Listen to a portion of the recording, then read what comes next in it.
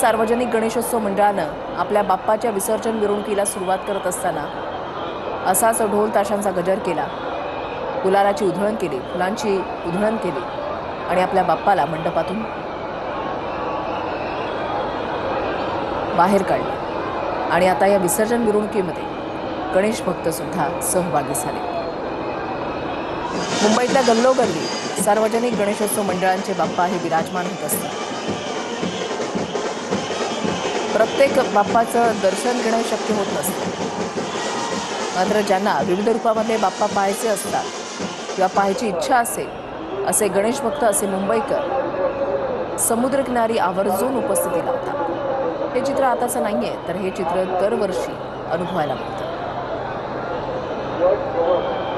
शहरं बदलली, शहरांचं स्वरूप बदललं,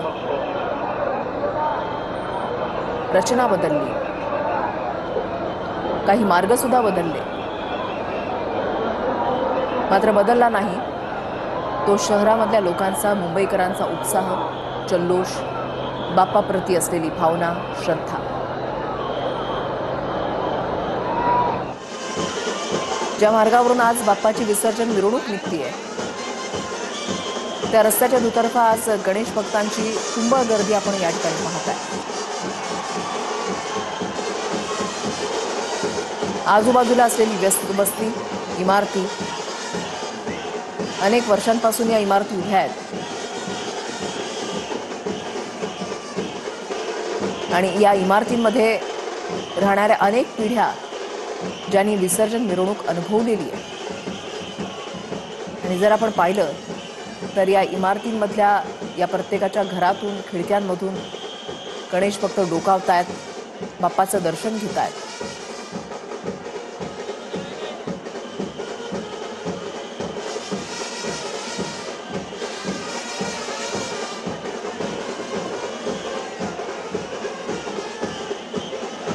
सूर्य मावळल्यानंतर या विसर्जन मिरवणुकीची रंगत ही आणखीन वाढत जाते।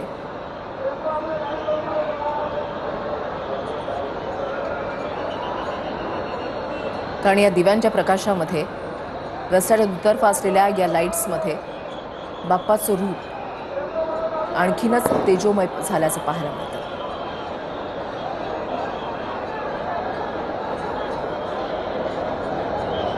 हा रस्ता म्हणावा की गणेश भक्तांनी फुलून गेलेला मार्ग म्हणावा, तर दगडूशेठ हलवाई गणपतीचा बाप्पाचं विसर्जन जे आहे ते झालेलं आहे। पुण्यामधले दृश्य आपण या ठिकाणी पाहताय।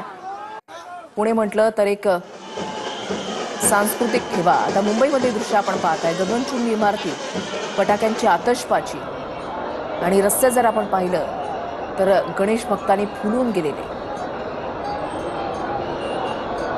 आज तुम्ही